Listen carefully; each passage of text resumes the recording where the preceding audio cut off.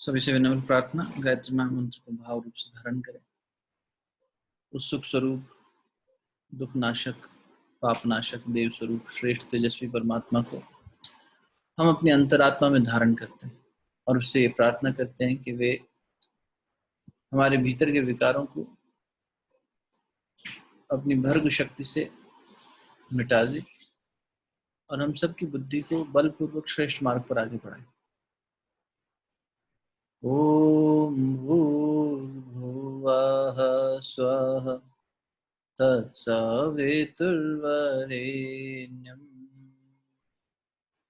भर्गो देवस्य धीमहि धियो यो नः प्रचोदयात्।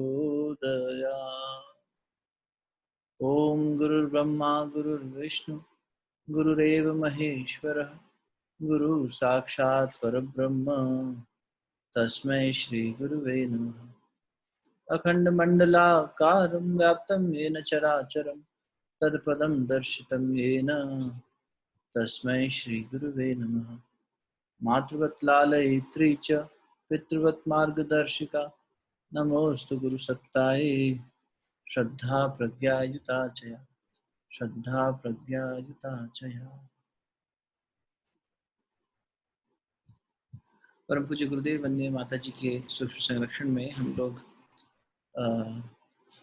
विगत गुरुवार को चर्चा कर रही थी कि कैसे स्वामी विवेकानंद जब भारत लौटे और भारत लौटने के बाद उनकी जो यात्रा रही, उन्होंने बेलूर मठ की स्थापना करी 8 दिसंबर 1898 को। कैसे सिस्टर निवेदिता की दीक्षा हुई, कैसे उन्होंने अपने वेस्टर्न डिसाइपल्स को भारतीय संस्कृति में, भारतीय परिवेश में ढाला और भारत आते समय उन्होंने मद्रास से लेकर कलकत्ता तक की अपनी यात्रा में अनेक प्रवचन दिए और उससे पहले भारत पहुंचने से पहले श्रीलंका में उनका स्वागत हुआ। ये सब चीज़ें हमने थर्सडे को जानी थी। फ्राइडे को हमारा समय मंथन चिंतन में लगा और हमारी यात्रा कैसी चल रही है इस पर लगा। आइए आज उससे आगे की बात करते हैं। स्वामी विवेकानंद बेलूर मठ की स्थापना करने के बाद में फिर से ये इच्छा जाहिर करते हैं कि I am going back to the west again. तो वहां से लेते हैं पेज नंबर 57 से थोड़ा सा।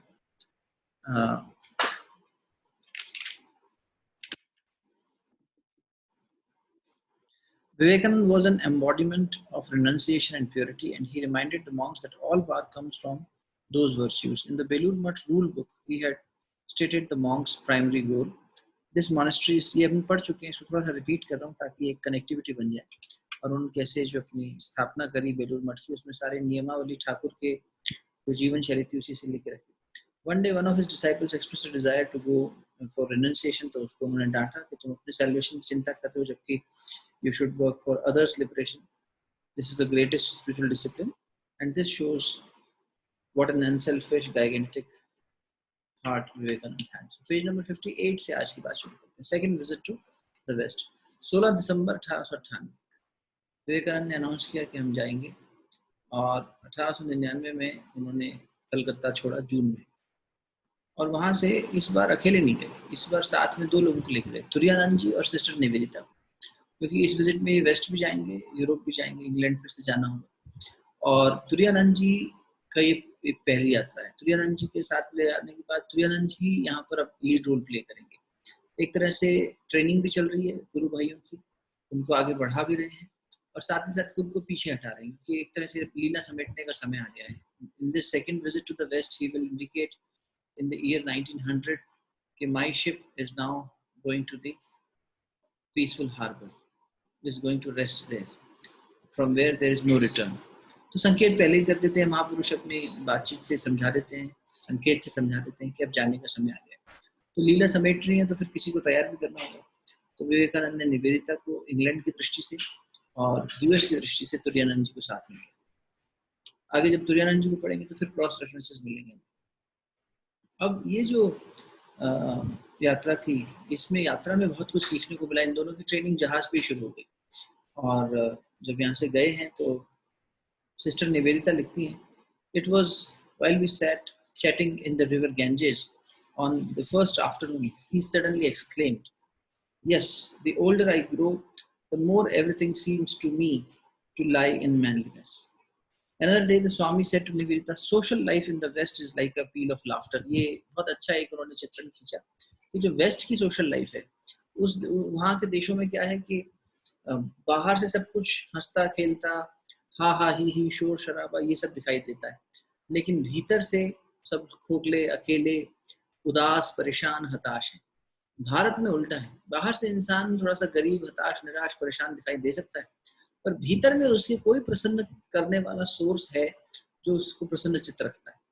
और ये बहुत बड़ा एक उन्होंने चित्रण खींचा और आगे जाके ये भी कहा कि जहाँ एक और भारत में सांसारिक दृष्टि से गरीबी आ गई है, लेकिन अध्यात्म की दृष्टि से अभी इसमें जागृति है, इसमें बहुत वैभव छुपा है, आध्यात्मिक वैभव बहुत छुपा है। वहीं वेस्टर्न कंट्रीज में उल्टा है, they are spiritually poor, spiritual poverty है वहाँ पे, जबकि सांसारिक दृष्टि से उन्होंने बहुत भौतिक विकास कर लिया, इंडस्ट्रियलाइजेशन और ये सब कर लिया है। मानते हैं कि हमारे यहाँ से बहुत सारी चीजें लेके भी गए थे, क्योंकि इंडिया में काफी चीजें पहले से फिक्स थी, यहाँ से ले गए, यहाँ की तकनीकें, यहाँ की सुविधाएं ले गए, यहाँ पर गरीबी छोड़ गए, लेकिन तब भी यहाँ की स्पिरिचुअल वेल्थ को नहीं ले जा पाए। So he says there is no reason why West and East cannot complement and help each other. तो मैं इन दोनों को साथ लेकर आऊंगा। पाश्चात्य जगत का जो सांसारिक विकास है, जो भी जरूरी है, क्योंकि इसकी वजह से इम्बैलेंस हो गया है, तो वो हम भारत में लेकर आएंगे और भारत की जो स्पिरिचुअल वेल्थ है उसे सब जगह पहुंचाएंगे। इससे भारत की प्रामाणिकता, भारत को जो सांप सपेरों का काले जादू वाला देश माना जाता है, इस मान्यता को बदलेंगे और भारत की वास्तविक मौलिक संस्कृति को दुनिया तक पहुंचा के इसे जगत गुरु बनने के रास्ते पे फिर चला देंगे। ये बड़ा कंट्रीब्यूशन स्वामी विवेकानंद ने हमारे देश पर, हमारी संस्कृति पे, हम पर, आप पर किया। Vivekananda's belief in the effectiveness of Vedanta grew through his travels and observations, experiences and insights. He saw it not as a mere religion or philosophy, but rather as a means by which science and religion could come reconciled, and material prosperity and spirituality blended. जो बात बार बार मैं गुरुदेव के reference से भी कहता हूँ कि scientific spirituality वो विवेकानंद के जीवन में बहुत ज्यादा मिलती है कि उन्होंने विज्ञान और अध्यात्म को साथ लाने की पूरी बात सोची भी और करी भी। Vivekanand arrived in London on 31st July 1899 and stayed there a few weeks. He met with some of the old friends, पुराने दोस्तों से मिलना शुरू हुआ, लेकिन उनका स्वास्थ्य ठीक नहीं था, तो इसलिए उन्होंने लेक्चर्स नहीं दिए, पुराने दोस्तों से मिलते चले गए। और एक तरह से ऐसा नहीं था कि क्षमता नहीं रही होगी, मुझे लगता है कि इसको सुन के ऐसा लगेगा कि विवेकानंद की क्षमता कम पड़ गई, वो स्वास्थ्य खराब हो गया। बहुत बार क्या होता है कि आप खुद को पीछे इसलिए हटाते हो कि आप जो है अपने गुरु भाइयों को आगे करते हो। एक जगह विवेकानंद कहते हैं कि जब तक बड़ा वृक्ष नहीं हटता, छोटे वृक्ष पनप नहीं पाते, तो पर्पसली खुद को हटा दिया। बीमारी तो बहाना है, जिसके गुरु ने अपनी बीमारी में कभी बोलना बंद ना किया या समाज की सेवा करनी बंद ना करी, या जिससे कल्याण होता हो किसी की बात का, उसी बात करने में कभी संकोच ना किया, वो शिष्य ऐसा थोड़ी करेगा कि तबीयत ठीक नहीं है इसलिए हम लेक्चर नहीं दे रहे, या हम बात नहीं कर रहे, हम लोगों से मिल नहीं रहे। नहीं, ये कहीं ना कहीं दूसरे साथी को आगे बढ़ाना और अपना स्वास्थ्य का एक बहाना हो गया, ठीक है। वरना देह से परे जो इंसान है वो देह के कष्ट से थोड़ी ना पीछे हट जाएगा। हम आप थोड़ी हैं जो देह का थोड़ा सा कष्ट आ गया तो बोले अच्छा चलो भैया हमसे नहीं हो रहा, आज नहीं करेंगे, ऐसा नहीं। देह से बहुत ऊपर उठे हुई चेतना वाला व्यक्ति जानबूझ के खुद को पीछे कर रहा है, ऐसा मुझे भाव आया। और मुझे लगता है कि बात सही होगी, ऐसा नहीं होगा कि तबीयत ठीक नहीं है इसलिए नहीं मिला। और तुरानंद जी और उनके दो और अमेरिकन डिवोटीज जो वहाँ थे, उन लोगों ने तीनों ने मिलकर वहाँ पे सेशंस कंडक्ट करना, लेक्चर्स लेना। स्वामी जी रहते थे उस सेशंस में, पर्सनली बैठते भी थे, अदरवाइज उनको मालूम होता था क्या हो रहा है, उसका पूरा फॉलो अप रखते थे। उसके बाद तुरानंद जी और अपने इन दो डिसाइपल्स के साथ में 28 अगस्त को अपने कुछ अमेरिकन डिवोटीज को लेकर गए। It was arranged that the Swamis would live temporarily at Wrigley Manor, Francis's legate's beautiful country home. The entire fall, Vivekananda rested and recuperated. He was happy to see the activities of the Vedanta Society, जो कि उन्होंने 1894 में जब अपनी पहली visit में थे America में, तो उन्होंने एक वेदांतिक सोसाइटी बना दी थी, आपको शायद याद होगा। उस वेदांता सोसाइटी के काम को देखकर काफी अच्छे उनको फीलिंग हुई और अभिनंदन जी के गाइडेंस में सब चल रहा था। And he engaged Duryanand also to give classes in New Jersey. Vivekanand was in relaxed mood at Wrigley. There are many memories, writes Maud Stump, an American devotee, connected with those days at Wrigley. Nearly every day Swami was wonderful in a new way. And now it would be music that he dwelt upon, now art. And once he burst into the morning room declaring for liberty. What do I care if Muhammad was a good man or Buddha? Does that alter my own goodness or evil? Let us be good for our own sake, on our own responsibility. बहुत बड़ी बात है कि कोई कैसा था कैसा नहीं था, ये बात से मुझे क्या मतलब। मैं अगर अच्छा बनने की रिस्पॉन्सिबिलिटी नहीं लूंगा तो कोई कितना भी अच्छा हो, मेरे अंदर अच्छा ही नहीं आएगी। इसलिए let us take the responsibility for the sake of being good, because it is good for us to be good. तो हम लोग अपनी मेहनत खुद करें। कोई और अच्छा था नहीं था, इस बाहर इंस्पिरेशन ढूंढने से अच्छा है कि भीतर से इंस्पायर हो जाए। एक तरह से बात तो उन्हीं महापुरुषों की करी स्वामी जी ने, लेकिन नए तरीके से करी, तो एक अलग अवतार दिखा लोगों को। सेकंड विजिट में आए हुए स्वामी जी, वर्जन 2 कह लो एक तरह से, was much different than version 1. So this visit was more of strengthening the previous bonds, was more to revitalize and speeden up the processes which he had started 4 years ago. And this time he had come as a master. ये बहुत बड़ा difference है। First visit was more like a disciple. Second visit was more like a master. So that difference was evidently seen. And इनके बीच में भारत आ जाने के बाद में जो वहाँ पर काम शुरू हुआ था वो भी बढ़ता चला गया। तो इससे एक और स्ट्रेंथन्ड बिलीफ बना कि स्वामी जी नहीं है यहाँ पर फिजिकली, तब भी उनका काम वेदांत सोसाइटी के रूप में आगे बढ़ रहा है, which means that it is Swami's energy which is pushing things forward. महापुरुषों के साथ ऐसा ही होता है, उनकी एब्सेंस में भी काम और तेजी से बढ़ता है, तो हमें उनकी शक्ति का प्रमाण मिल जाता है कि देखो ये नहीं है तब भी। वरना जो व्यक्ति लीड लेता है, जो व्यक्ति शुरू करता है किसी चीज को, किसी संस्था को, जब वो हटता है तो उसकी ऑर्गेनाइजेशन का आप देखो वैल्यूज और वो सब चीजें डिमिनिश होने लग जाती है। और एक सच्चा युग पुरुष जब अपनी तब शक्ति से किसी चीज को शुरू करता है और उसके बाद खुद को एक बार विड्रॉ भी कर लेता है फिजिकली या रेगुलर एक्टिविटीज में, तब भी उनके द्वारा शुरू किए गए आदर्श के ऊपर स्थापित उस संगठन की शक्ति और उसकी गतिविधियां बढ़ती चली जाती हैं।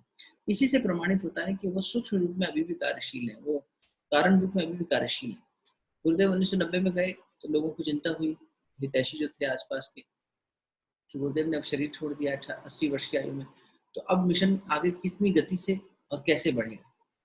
माता जी हमेशा गुरुदेव की साथी संगिनी बन के चली, लेकिन जैसे ही गुरुदेव गए और माता जी ने बागडोर संभाली और बहुत तेजी से मिशन का विस्तार होता चला गया। अश्वमेध यज्ञ गुरुदेव के समय नहीं हुए, अश्वमेध यानी बड़े बड़े स्तर के यज्ञ, और वो अश्वमेध यज्ञ सिर्फ भौतिक दृष्टि से ही बड़े नहीं थे, लौकिक दृष्टि से ही बड़े नहीं थे, पारलौकिक दृष्टि से भी, सूक्ष्म जगत की दृष्टि से भी बहुत बड़े कारनामे थे। उनमें बहुत ज्यादा परिवर्तन लाने की क्षमता थी। तो ये सब माता जी ने शुरू करवाया 1992 से। ऐसे ही जब ठाकुर रामकृष्ण परमहंस गए तो क्या छोड़कर गए थे? 16 डिसाइपल्स और मां शारदा मणि, और उनके साथ में 2-4 फीमेल डिसाइपल्स थे। तो इन लोगों को लगभग 24 लोग जो थे, इन लोगों के पास में ठाकुर का दिया हुआ ज्ञान था, आशीर्वाद था, संरक्षण था, पर ऐसे कोई फिजिकल एट्रीब्यूट्स नहीं थे कि ये सब चीजें एक संस्था वो बना के चले गए हों, बेलूर मठ स्थापित करके चले गए हों। सिर्फ उनकी शिक्षण और सीख था जिसके आधार पर ये लोग चलते चले गए। ये निष्ठा होती है शिष्य की। आज हमारे पास तो सब कुछ रेडीली अवेलेबल हो जाता है, हम जिस भी गुरु को अपना गुरु बनाते हैं उसके पास की सारी पुस्तकें हो गई, उनकी जीवनी हो गई, उनके बारे में सीखना समझना हो गया, कोई संस्था है, कोई ऑर्गेनाइज्ड वे में काम कर रहा है, तो उनके माध्यम से हमें पता लग जाता है कि हाँ हम जिस शक्ति से जुड़े हैं वैसे से। लेकिन जब ये लोग चले थे, इनके पास तो कुछ भी नहीं था सिवाय गुरु के ज्ञान के। एक विवेकानंद के रूप में नेतृत्व करने वाला नेता था, माँ शारदा मणि का प्रेम और संरक्षण था, बाकी सब तो एकदम उस गुरु की सूक्ष्म शक्ति से इतना प्रभावित रहे, इतना चलते रहे कि 10 साल के अंदर 1886 में ठाकुर गए, 1898 12 साल के अंदर अंदर रामकृष्ण मिशन, बेलूर मठ, वेदांत सोसाइटी को और पहले, और पूरे दुनिया भर में भारतीय संस्कृति को 8 साल के अंदर तक पहुंचा देने वाला व्यक्तित्व विवेकानंद के रूप में निकल गया। तो ये बहुत बड़ी बात होती है कि जब वो व्यक्ति जाता है फिजिकल रूप में भी, तो उसका कार्य बहुत तेजी से गति से बढ़ता है। 4 साल पहले जिस वेदांत सोसाइटी को एस्टेब्लिश करने के बाद में इंग्लैंड जाना हुआ बहुत बार, उसके बाद भारत आ गए, उसको आज जब दोबारा जाके देखा तो ठाकुर विवेकानंद को बहुत अच्छा लगा कि जिस गति से काम चल रहा है, जिस दिशा में काम चल रहा है, वो बिल्कुल वैसी है जैसा कि उन्होंने चाहा। Miss MacLeod wrote in her reminiscence, in the evening, sitting around the great fire in the hall of Wrigley Manor, he would talk, and once after he came out with some of his thoughts, a lady said, Swami, I don't agree with you. तो बोले हाँ बिल्कुल ठीक है, that is not meant for you. फिर दूसरे व्यक्ति ने कहा लेकिन आपकी इसी बात में मुझे सबसे बड़ा सत्य नजर आता है, तो बोले हाँ that is meant for you. ये उनकी क्वालिटी थी। आपके लिए ये, अगर आपका देखो क्या होता है, एक सत्य होता है जो आपके भीतर से प्रकट होता है, एक सत्य होता है जो आप बाहर से रेफर करके गैदर करते हो। तो स्वामी जी कह रहे हैं कि हाँ, ये सत्य तुम्हारे लिए नहीं था।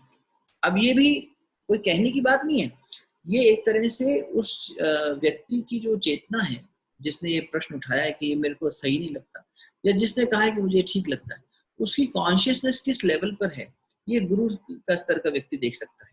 फिर से इस बात से प्रमाणित होता है कि विवेकानंद इस बार एक मास्टर के रूप में थे, और स्पष्ट रूप से एक गुरु के रूप में बैठकर ये तुम्हारे लिए है, ये तुम्हारे लिए नहीं है, सेम बात।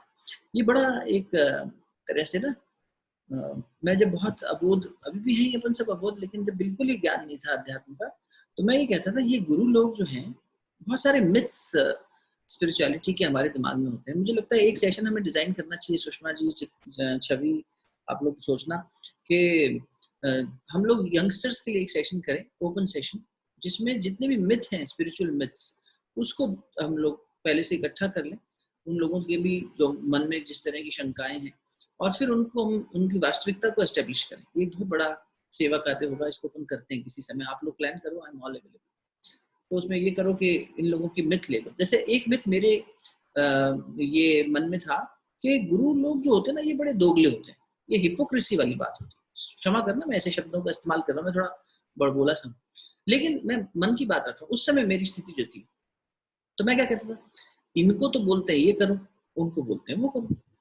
जैसे गुरुदेव के पास में अगर आप अलग अलग हम सब जब जाएं, तो किसी को कहेंगे बेटा तो गायत्री मंत्र का जप कर, और किसी को कहेंगे तेरी गायत्री कोई माता जी बैठ के जप वो गिन रही है क्या कि तूने कितना जप किया, काम कर मेरा।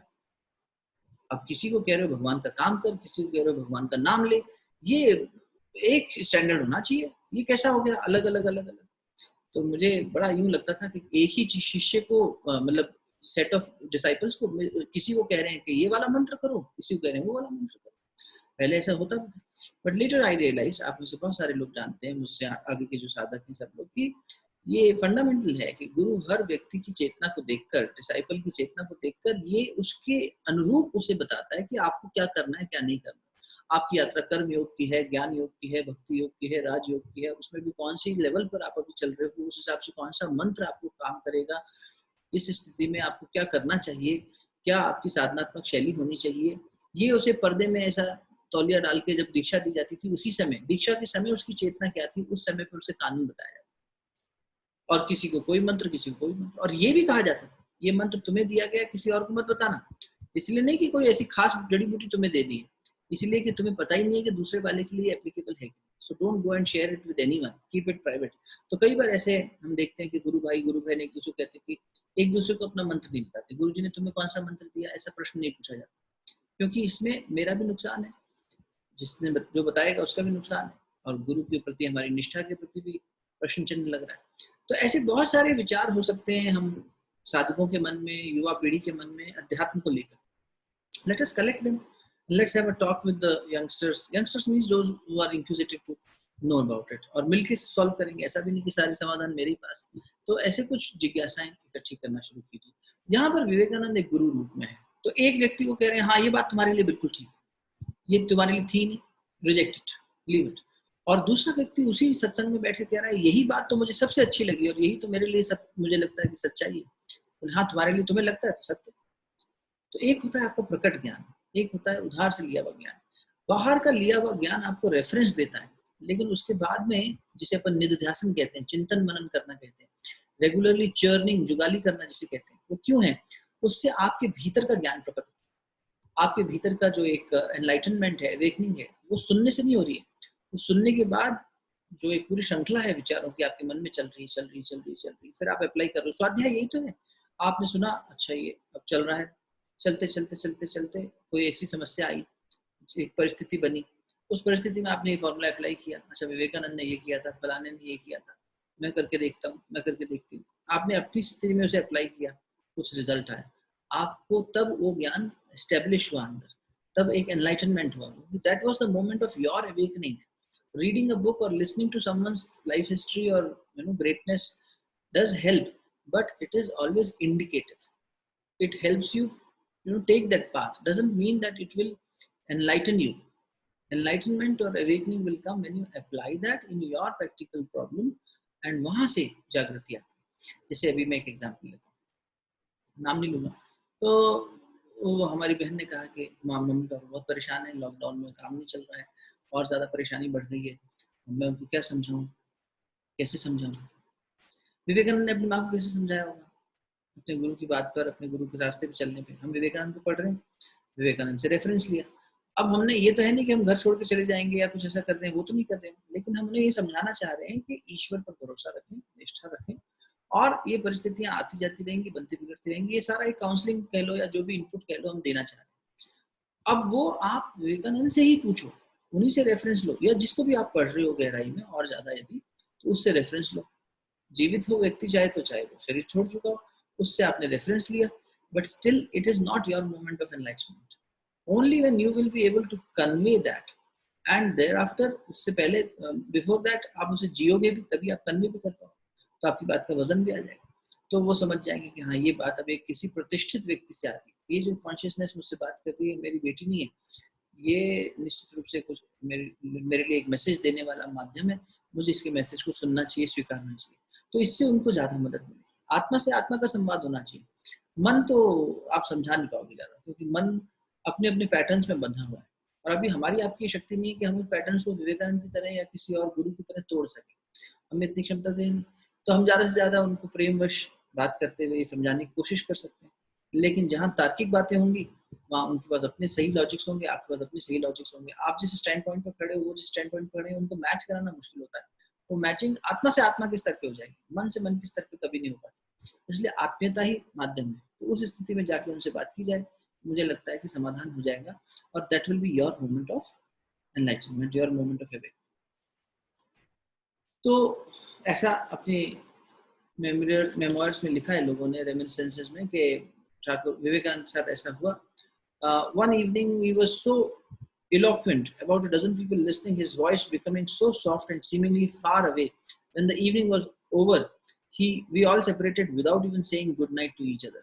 देखो ऐसी जब मोमेंट्स होते हैं तब ना तो समय का बोध होता है, ना ऐसे कोई मॉरल एटिकेट्स की बात होती है कि आप एक दूसरे को विश कर रहे हो, आप एक दूसरे से, वो बस एक प्लेजेंटनेस होती है, वो बस एक आनंद का भाव होता है जिसमें आप सब मौन हो जाते हो। सबसे बड़ा प्रमाण आपके आत्मिक सुख का ये होता है कि आप मौन हो जाना, इसलिए क्योंकि अब आप उसे, ऐसा नहीं कि आप बांटना नहीं चाहते। पहली बात तो ये कि ये गूंगे का गुड़ है, आपने गुड़ खाया, आप गूंगे हैं, आप बताइए कि कितना भी कोशिश कर लीजिए तो दूसरा व्यक्ति समझ ही नहीं पाएगा।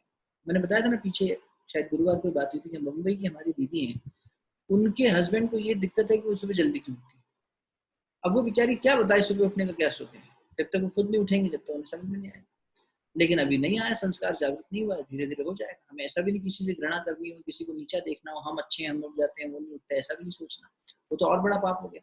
तो खुद को बेहतर मानना, दूसरे को कम मानना। तो बस उनके लिए प्रार्थना करेंगे और अपना काम करते रहेंगे। तो ये बता रहे हैं कि यहाँ पर कि उस समय तो कोई ऐसी आभा हो गई, पूरी वातावरण ऐसा हो गया कि हमें कुछ बोध ही नहीं रहा कि हम एक दूसरे को गुड नाइट करें या कुछ वो करें, और इतना सुंदर एक वातावरण का निर्माण हो गया। On 22nd November, Vivekananda left for Los Angeles via Chicago and stayed in Southern California from December 3rd, 1899 to February 22nd, 1900. तो एक 2-2.5 महीने का उन्होंने समय बिताया वहाँ पे। While in Southern California, he gave several lectures in Los Angeles and Pasadena. During his last 6 weeks there, he stayed with the Mead sisters, Mrs. Carrie Mead Wyckoff, Mrs. Alice Mead Hazenbrough, and Miss Helen Mead, at their house at 309 Monterey Road in South Pasadena. बाद में ये घर इन्होंने दे दिया था वेदांतिक society को, तो वो उसका एक वो बन गया, एक तरह से वेदांता सोसाइटी का हिस्सा बन गया। And it was a very small, surprisingly very small house, ऐसा मेंशन किया यहाँ पे। During his stay in Pasadena, he often played with Mead sisters' children and sometimes would join them for picnics and sightseeing. एक बार उन्होंने उनके बेटे से पूछा कि तुमने कभी अपनी ही आंखों को देखा है? तो बोले वैसे तो नहीं देख पाते हैं, शीशे में देखा है, दर्पण में देखा है। तो बोले हाँ, भगवान वही दर्पण होता है। भगवान को तुम ऐसे नहीं देख पाते, वो तुम्हारे इतना निकट है that you can't see, आप उसे जो है एक रिफ्लेक्शन के रूप में ही देख सकते हो। God is like that.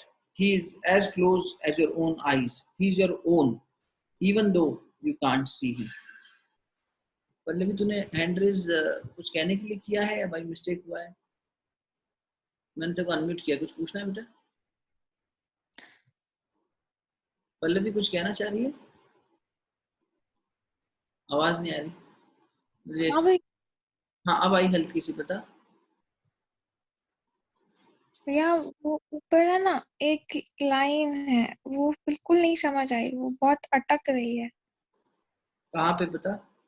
वो जो है ना, the quality pervaded. After that, my sister, Mrs. Leggett, had occasion to go to one of the rooms for afterwards. That part I mean, I'm not able to understand it. I read it lots and lots of times, but I don't know what is it. बढ़िया, मैं लेता हूँ ये, ऊपर चलते हैं वापस। सच, अच्छा वो वाला इवेंट जब रात में गुड नाइट नहीं विश किया, कुछ नहीं किया, वहां पर एक लाइन छूट गई। सच अ होली क्वालिटी प्रिवेडेड इन दैट सत्संग, my sister Mrs legit had occasion to go to one of the rooms afterward. There she found one of the guests, an agnostic, weeping. What do you mean? My sister asked, and the lady said, that man has given me eternal life. I never wish to hear him again. ये पंक्ति है जहां पल्लवी कह रही है कि मन रुक गया है, उसमें बहुत पॉन्डर किया लेकिन समझ में नहीं आया। That man has given me eternal life, I never wish to hear him again. Anyone would like to make an attempt? क्या कहना चाह रहे हैं? क्या घटना घटित हुई होगी उस लेडी के साथ में जो ये कह रही है कि that man has given me eternal life, I never wish to hear him again. मैं उसे दोबारा कभी नहीं सुनना चाहती। विवेकानंद के लिए ऐसी टिप्पणी क्यों आई होगी जिसमें दोनों बातें झलक रही हैं? एक तरफ कह रहे हैं कि that man has given me eternal life and I never wish to hear him again. हाँ जी, कोई कुछ कहना? पल्लवी खुद कुछ कह रही है क्या? तूने ही वापस एंट्रीज किया? हाँ, हाँ, मुझे इतना ही समझ में आ रहा है कि she, I mean, maybe whatever she heard from him has touched her to such a deep level that she's content with it, and she doesn't want to listen to not even him. She says him, but she actually doesn't want to listen to anyone else also. That is what is like, बस मुझे जो पाना था, जो चाहिए था, वो मिल गया है। यही वो कहना चाहती है, वो नहीं समझ आ रहा, इसलिए मैंने पूछ लिया। ठीक है। अभी छवि ने कुछ मेंशन किया है, if I draw parallel reference what gopis felt after seeing Krishna। ठीक बात है, ये भी सही लग रहा है कि अब कृष्णा को देख लिया तो अब हमें किसी को नहीं चाहिए और हमें कृष्णा की भी नहीं सुननी, हमें बस वो मिल चुका है। हमें जो एक इटर्नल ब्लिस चाहिए था वो हमने आनंद ले लिया है और अब हम बस इसी में रहना चाहते हैं। I don't want to listen to anyone. And सोचो ना, that lady was an agnostic, पहली बात, and then she is weeping. तो उसकी जो पुरानी मान्यता है उसका खंडन कर दिया उस रात को स्वामी जी ने। She was one of the guest participants in that सत्संग इन दैट नाइट। कितने, एक दर्जन लोग थे लगभग, यही बात आई ना, लगभग एक दर्जन लोग बैठे थे और उसमें एक लेडी वो भी थी और उन्होंने साथ मिलकर सत्संग किया। इतना ज्यादा वो एनवायरनमेंट इतना खूबसूरत बन गया कि किसी को गुड नाइट करने की और इस तरह की बात भी नहीं निकल के आई और इतनी होलीनेस उस वातावरण में हो गई कि वो बस उसी में रहना चाहती है। सुषमा दीदी भी वही बात जोड़ रही है उसके आगे कि she wants to retain that bliss and not lose it. इसलिए मैंने कहा कि जब आप आनंद के सागर में डूब जाते हो तो आप फिर मौन हो जाते हो, फिर आप किसी से ना बात करना चाहते हो ना किसी की सुनना चाहते हो। इवन द सेम पर्सन, अब हम उसमें हैं, अब नहीं सुनना। ऐसा ही शायद आदमी जब बहुत ज्यादा नेगेटिव विचार में चला जाता है, गुस्से में, तो भी वो ना किसी की सुनना चाहता ना किसी से बात करना चाहता। तो बस अब कई बार कुछ लोग होते हैं ना गुस्से में चुप हो जाते हैं, वो उनका तरीका होता है अपना पार्टिसिपेशन विड्रॉ कर लेते। doesn't mean that they are not angry, just that they have chosen a better way rather than shouting and yelling. They have just chosen a little emotionally intelligent way of withdrawing from the situation and become silent, not from within, silent outside। यहाँ पर भी कुछ वैसा ही है। तो जब आदमी, गूंगे का गुड़ इसलिए मैं कह रहा था, जब आदमी कुछ ऐसा मिठास खा लेता है लेकिन वो बता नहीं पाता किसी को, तो वो फिर उसी में रहना चाहता है, फिर वो उसमें कोई इंटरफेरेंस या उस मोमेंट को मिस नहीं करना चाहता, उसी को कंटेन किए रहना चाहता है। जब आपको बहुत अच्छी अनुभूति होती है कोई साधना में या बहुत अच्छा दिव्य स्वप्न आता है, तो सुबह आप उसे, मान लो आपको बताने का मन हो किसी को, तो हर एक को तो नहीं बताओगे, किसी ऐसे साधक को बताओगे जो उसका इंटरप्रेट कर सके या आपको उसके बारे में समझा सके। अदरवाइज आप हर एक से नहीं डिस्कस करोगे उसके बारे में, because you don't want to lose it. और ऐसा भी नहीं कि उठते ही आप सबको बताना शुरू कर दोगे, आप उसे कुछ समय तक जीना चाहोगे। तो ये खुशी, ये मोमेंट मुझे बहुत सुंदर लगा, मुझे इसका आस्वादन करते रहना है ना। That's what also I feel. हाँ, आशु भी यही कह रहा है कि उसको भी यही लगता है कि that lady who was an agnostic turned up to be a complete believer in holiness, and now she is wanting to be in, this is her first encounter with bliss ever. Maybe she had never assumed contentment क्या होता होगा, blissfulness क्या होती होगी, और holiness क्या होती होगी. And from that level of consciousness, suddenly she has encountered something so beautiful that she just want to contain it. तो वैसी कुछ घटना यहाँ पर है. मुझे लगता है कि बिल्कुल सही तुमने पल्लवी उसको रेफर भी किया और डिकोड भी किया. वापस आते हैं. Vivekananda then traveled to Northern California, where in April 1900 he founded the Vedanta Society in San Francisco. 1900 के साल में उन्होंने कर दिया था. Swamiji's oratory and magnetic personality overwhelmed the people. He once told us, Mr. Thomas says, that he had such faith in the Divine Mother. ये इनका विश्वास, ये निष्ठा की बात है. और ये पंक्तियां मैंने पहले भी पढ़ी थी एक बार कि उनको इतना विश्वास था. अब ये वही विवेकानंद है. देखो, जिसको जब शिकागो की कॉन्फ्रेंस में बोलने के लिए इनवाइट किया जाता था तो वो कहते थे maybe invite other members first and then I will come. He was so hesitant initially, but when he spoke and he found that his master was speaking through him, अब उनका ये विश्वास था कि मुझे आप किसी भी टॉपिक पे कह दीजिए, मैं ये जानता हूँ कि मेरी उसमें तैयारी हो ना हो, मेरे माध्यम से माँ बोल लेगी. माँ काली की इतनी निष्ठा हो गई थी, mother will speak through me, she will put the words into my mouth. ऐसा उनका मिस्टर थॉमस एलन का कहना है कि स्वामी जी के अंदर ये बात थी कि कोई भी विषय दे दीजिए, उनके अंदर ज्ञान सरस्वती उतर आती थी, वो उस पर बात कर लेते. मुझे ये जब मैंने पहली बार पढ़ा था उसके बाद इतना कॉन्फिडेंस फील हुआ, और मैं चाहूँगा कि हम सब में इतना कॉन्फिडेंस भर जाए कि हमारे जीवन में वो शक्ति, वो गुरु जिस भी रूप में हम उसे पूजते हैं उस पर हमारी विश्वास इतना ज़्यादा होना चाहिए, इतनी निष्ठा होनी चाहिए. कम वॉट में. मुझे याद है जब मैं पुणे आया तो मुझे एक मेरे साथी ने कहा कि आप प्रेगनेंसी की क्लासेस लीजिए. मैंने कहा सर भैया मैं मेडिकल स्टूडेंट रहा हूँ, मेडिकल मतलब बायोलॉजी स्टूडेंट रहा हूँ. My mother did want me to become a doctor, but मैंने कभी मेडिकल की पढ़ाई नहीं करी, and that too in such sensitive area of motherhood.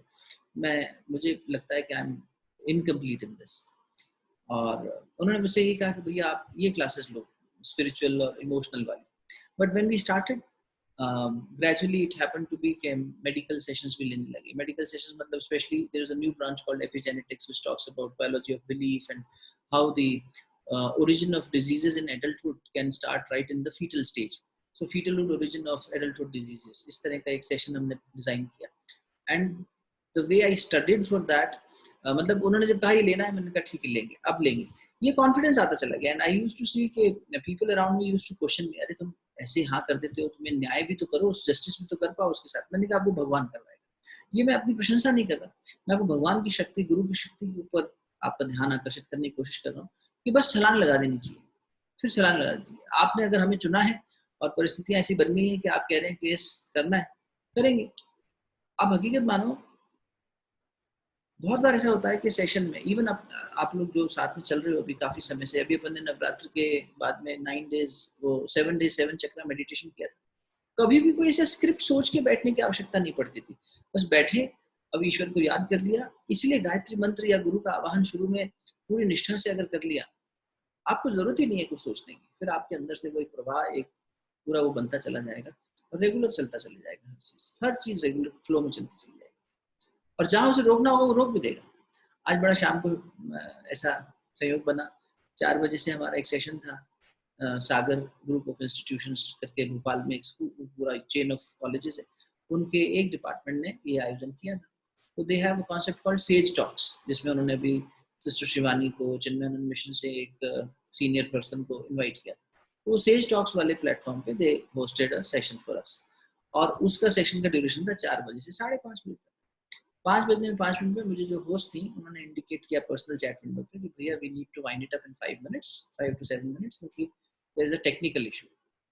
Technical issue नहीं था, वो कोऑर्डिनेशन इशू था. सेशन 5 बजे खत्म होना है और वो 5:30 बजे तक का टाइम लेके बैठे थे. दूसरे डिपार्टमेंट ने अपनी टॉक ऑर्गेनाइज कर रखी थी, वो 5 बजे शुरू होनी थी. So out of hesitation they mentioned, मैंने कहा ठीक है 5 मिनट है, and I was following the time. 3 minute बाद मीटिंग खत्म हो गई. And I remember Kalyani was there, Shambhu was there in that from Australia. तो उसने मेरे को personally पिंग किया, भैया सेशन abruptly खत्म हो गया. I'm trying to rejoin but it is not happening. मतलब होगा उनका कुछ कोऑर्डिनेशन इशू हो गया होगा, बट जैसी प्रभु की इच्छा जो हुआ सो, वो जहाँ रोकना है वो आपको रोक भी देगा, और जहाँ आपसे कहलवाना है वो कहलवा भी देगा, ये उसकी इच्छा है। और आपको बस ये करना है कि you should become an instrument. और विवेकानंद में ये क्वालिटी थी जो मुझे पूरा विश्वास है कि मदर मुझसे जो बुलवाना चाहेंगी मैं वो बोल दूंगा, मेरे मुंह में जो आएगा वो भगवान की बात होगी। Mr. Edith Ellen wrote in her reminiscences, Mrs. Edith Ellen wrote in her reminiscences, although I attended all Swamiji's public lectures both in San Francisco and Alameda, it was close contact with Swamiji that I most deeply cherish. उनके साथ में जो मेरे पल बीते वो ज़्यादा मैं चेरिश करती हूँ। यद्यपि मैंने उनके सारे लेक्चर सुने जो भी इस दौरान यहाँ पे हुए इन दो सिटीज़ में, पर मेरे को उनके साथ में बिताया समय बहुत अच्छे से याद आता है। Once after being quiet for some time, Swamiji said, "Madam, be broad-minded. Always see two ways. When I am on the heights, I say I am he, and when I have a stomach ache, I say, Mother, have mercy on me. Always see two ways." On another occasion, he said, "Learn to be a witness." अगर दो dogs आपस में झगड़ा कर रहे हैं तो आप उनके झगड़ा सुलझाने जाएंगे और उसमें फंस जाएंगे, उसी में लिप्त हो जाएंगे तो दिक्कत है। आप अपनी विंडो से बैठिए और उन दोनों का झगड़ा देखिए। मन में यही होता है, मन की तरफ संकेत करते, संस्कारों की तरफ संकेत करते कि दृष्टा भाव में जाओ। महर्षि पतंजलि ने जो कहा, तदा दृष्टि स्वरूपे अवस्थानम, तीसरा सूत्र कि योगा चित्तवृत्ति निरोध, तो अब चित्तवृत्ति का निरोध हो जाएगा तो इसके बाद में यानी मन की चंचलता का जब शांत हो जाएगी तो फिर स्थिति क्या होगी साधक की, तो बोले तदा दृष्टि स्वरूपे अवस्थानम, तब उस समय पर, तदा उस समय पर स्थिति क्या होती है साधक की कि वो अपनी मूल चेतना में, अपनी एब्सोल्यूट रियल आइडेंटिटी में एस्टेब्लिश हो जाता है, वास्तविक स्वरूप में स्थापित हो जाता है। तदा दृष्टि स्वरूपे अवस्थानम, अपने मूल स्वरूप में अवस्थित हो जाता है। मूल स्वरूप क्या है? दृष्टा भाव। You witness. एक डाल दो पंछी बैठे, एक गुरु एक चेला, कबीरदास जी कहते हैं। गुरु बैठा देख रहा है अंदर, उसी को बुद्ध भगवान ने अप दीपो भव कहा कि अपने दीपक खुद बनो। भीतर में जो बैठा है उसी को आप इनर वॉइस कह लो, आत्मा की आवाज कह लो, उसके साथ बैठकर साक्षी बनकर देखो ये मन और जीव, संस्कारों में लिप्त जीवात्मा क्या क्या कर रही है, ये शुद्ध बुद्ध स्वरूप में बैठकर देखो। तो ये बात उनको इस माध्यम से समझा रहे हैं। Swamiji was bold and fearless. He never tried to please or flatter others. He told people what was good for them. Ida Ansel, Swamiji's stenographer, wrote in her memoirs, "What becomes of one's individuality when one realizes his oneness with God? You people in this country are so afraid of losing your individuality." He would exclaim, "Why you are not individuals yet? When you realize your whole nature," why you are not individuals yet? When you realize your whole nature, you will attain your true individuality, not before. जब तुम अपने समग्र स्वरूप को जानोगे तभी तुम अपनी इंडिविजुअलिटी लूज कर पाओगे, वरना नहीं। एकाकी चिंतन से नहीं होगी। When you realize your true nature, you will attain your true individuality, not before. In knowing God, you cannot lose anything. There is another thing I'm constantly hearing in this country, and that is that we should live in harmony with nature. Don't you know that all the progress ever made in the world was made by conquering the nature? We are to resist nature at every point if we are to make any progress. अब देखो ये यहाँ भी बात confusion में खड़ी हो सकती है, इसलिए थोड़ी क्लैरिटी की आवश्यकता है। यहाँ आंतरिक प्रकृति की बात कर रहे हैं, बाहरी नेचर की बात नहीं कर रहे। यहाँ कह रहे हैं कि मूल में अगर आप देखो तो आपको अपने नेचर पर, अपनी अंदर की जो व्यवस्था है उसी पर ध्यान देना है और उसी को कॉन्क्योर करना है अगर प्रोग्रेस करनी है अध्यात्म पथ पर। इसलिए महापुरुषों की बातों को कंटेक्स्ट से समझना चाहिए। कंटेक्स्ट क्या था? जैसे मैंने थोड़े समय पहले कहा ना कि एक को कह दिया कि माला करो, एक को कह दिया माला मत करो, काम करो। मतलब एक को भक्ति के ऊपर बढ़ा रहे हो, एक को कर्म के ऊपर बढ़ा रहे हो, योगी दोनों को बना रहे हो। तो ऐसा क्यों किसी को कुछ कह रहे हो, किसी को कुछ कह रहे हो? क्योंकि बेटा उनकी यात्राएं अलग अलग हैं, पथ अलग अलग हैं, जाके एक ही जगह मिलेंगे लेकिन फिलहाल उनको उसी यात्रा में आगे बढ़ने, इसलिए मैंने उनको ऐसा कह दिया। अब ये यहाँ भी वही बात हो रही है। अब उसके कंटेक्स्ट को समझे बिना अगर हम मानेंगे तो ये कहेंगे क्या ये प्रकृति को जीतने की बात कर रहे हैं कि सारी प्रोग्रेस प्रकृति के ऊपर हावी हो गई, हम इसीलिए हुई है? नहीं, भीतरी प्रोग्रेस की बात कर रहे हैं। अंदर की प्रोग्रेस में प्रकृति से परे जाने की बात हो रही है, प्रकृति की जड़ता से परे होने की बात हो रही है। हमारे जो संस्कार हैं, हमारी जो प्रकृति बन गई है, हमारी जो मेन, और उसी के जो प्रकृति के आधार पर प्रवृत्ति बनती है। प्रवृत्ति माने टेंडेंसीज, मॉडिफिकेशंस, इम्पल्सेस, जो भी हमारे मन में हलचल हो रही है वो किस आधार पर हो रही है? हमारी मूल प्रकृति क्या है? तो मूल प्रकृति अगर मन की, मूल में यहाँ मन की बात कर रहा हूँ, आत्मा की मूल प्रकृति नहीं, आत्मा की मूल प्रकृति सबकी सेम है, सच्चिदानंद स्वरूप। मन की जो प्रकृति बन गई है बिकॉज ऑफ मेनी प्रैक्टिसेस, उसके आधार पर उसमें प्रवृत्ति उठेगी। अगर ये प्रकृति सतोगुणी है तो सतोगुणी प्रवृत्ति उठेगी, तमोगुणी है तो तमोगुणी प्रवृत्ति उठेगी, वैसी ही टेंडेंसीज डेवलप होंगी मन में। तो वो कह रहे हैं कि जब तक तुम इस पर विजय नहीं प्राप्त करोगे तो प्रोग्रेस होगी कैसे। और मैं इस देश में बार बार सुनता हूँ कि इंडिविजुअलिटी का बहुत वहां पे वो दिया जाता है, तो तुम क्यों अपनी इंडिविजुअलिटी लूज नहीं करने की कोशिश करते हो, और अगर करनी भी है तो उसके लिए समग्र रूप से अपने एग्जिस्टेंस को समझो, तब जाके तुम अपनी इंडिविजुअलिटी को लूज कर पाओगे, समझ पाओगे।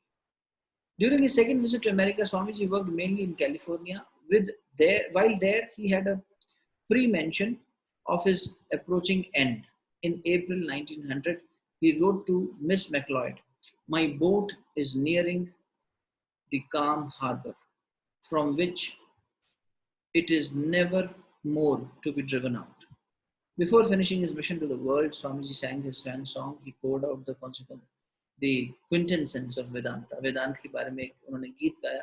कल लेंगे इसको, और फिर कल मुझे ऐसा लगता है कि हम उस पड़ाव पर पहुंचेंगे जब स्वामी जी का अंतिम समय, towards the end, I shell never see 40, ये जो इनके जीवन के अंतिम पल हैं, इस पर यात्रा शुरू करेंगे। और इस सप्ताह के सत्संग के अंत होते होते तक अगले 4 सेशंस में हम विवेकानंद जी के जीवन के अंतिम दिनों को, अंतिम दिन बहुत महत्वपूर्ण होते हैं किसी भी महापुरुष के, उनके आगमन से ज्यादा उनके जाने के जो समय होता है वो महत्वपूर्ण होता है। आगमन के समय तो क्योंकि आने के बाद में, देह की प्राप्ति के बाद में वो चेतना धीरे धीरे विकसित होती है, बचपन में बहुत सारे ऐसे संकेत मिल जाते हैं कि वो क्या करने वाले हैं। जैसे कृष्ण के जीवन की शुरुआत में हम देखें तो बचपन के समय में बहुत सारी चीजें उन्होंने कर दी, पूतना का वध, ये वो, बहुत सारे राक्षसों का वध हुआ, कंस का वध भी कर दिया 16 साल की आयु में। लेकिन उनके जीवन के अंतिम 25 साल देखो, गीता में अपन ने अध्ययन किया था, कृष्ण के अंतिम 25 वर्ष, राम के जीवन का अंतिम समय पढ़ो, तो ये जो एक अंत काल जो है उसमें महापुरुष जो काम करता है, क्योंकि उसमें वो अपने आप को तो समेट ही रहा है, उसका लीला संवर्धन तो धीरे धीरे सिमट ही रहा है, और उसके साथ साथ बहुत सारी चीजें गतिशील भी हो जाती हैं, क्योंकि अब समय कम है तो क्रियाशीलता ज्यादा हो जाती है, और स्थूल की क्रियाशीलता कम हो तो भी सूक्ष्म की क्रियाशीलता बहुत ज्यादा हो जाती है। एक तो जाने की तैयारी, दूसरा आप जो अभी कुछ अधूरा रह गया उसे पूर्ण करते हो। It's not chaos, it's not फटाफट करने की बात, it is like you really want to give away more and more, and at the same time you want to take away the sins of many.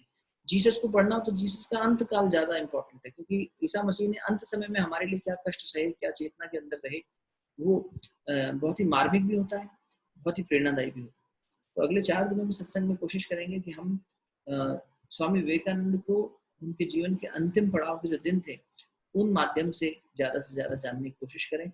और इनकी second जो waste यात्रा है ये कल ही में थोड़े समय में पूरी हो जाएगी, क्योंकि यहाँ पर अब ज़्यादा कुछ है नहीं। यहाँ पर बात यही है कि उन्होंने कैसे एक तरह से अपने, एक ही पेज हमारा बचा है, पेज नंबर 61, कहाँ से कहाँ उन्होंने फिर कैलिफोर्निया गए और बाकी उद्बोधन दिए, अपने संकेत किए, आगे की कार्यशाली समझाई, और यहाँ संकेत आ गया कि अब जाने का समय आ रहा है।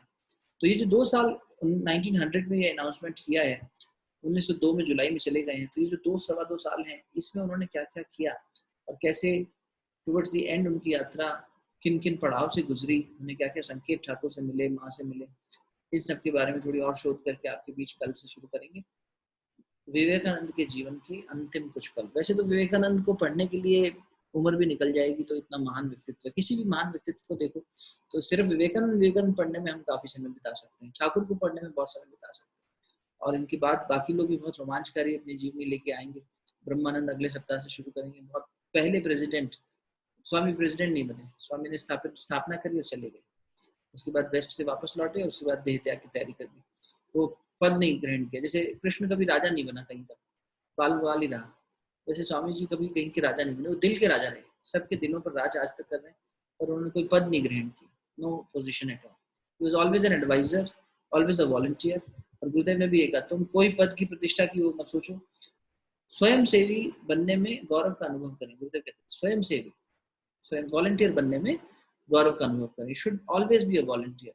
आप कोई पद पे भी बैठे हो ना, मान लो एक संस्था के साथ काम कर रहे हो, आपको डेजिग्नेशन मिली है, या घर में भी हमारे पद होती है कि हम पति हैं, पिता हैं, घर के मुखिया हैं, घर के बड़े हैं, बुजुर्ग हैं, छोटे हैं, ये सारे पद एक तरफ, इन सब के पीछे अगर वॉलंटियर स्पिरिट नहीं है तो आध्यात्मिक प्रगति नहीं होगी।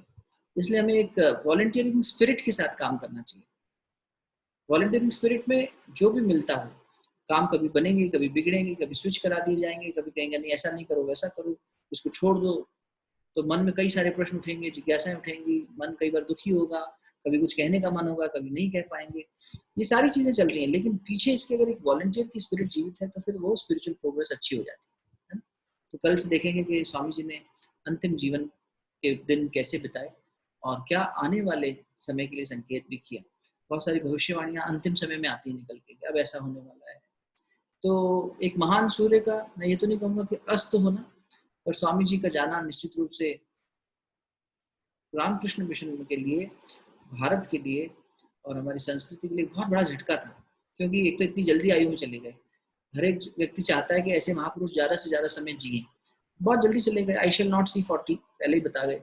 थोड़ा समय और चल देते तो ऐसा लगता है कि अगर और जीते तो शायद और कुछ कर जाते, पर ऐसा सोचना भी गलत है।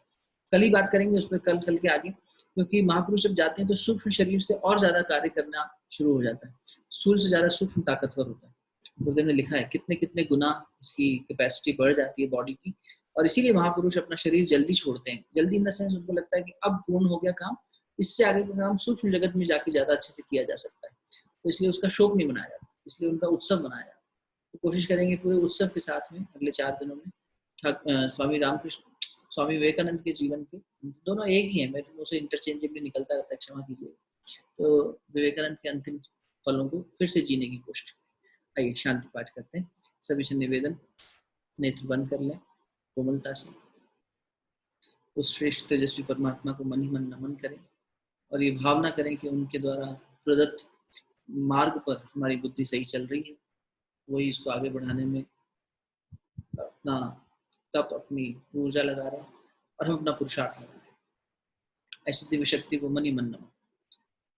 ओम असतो मा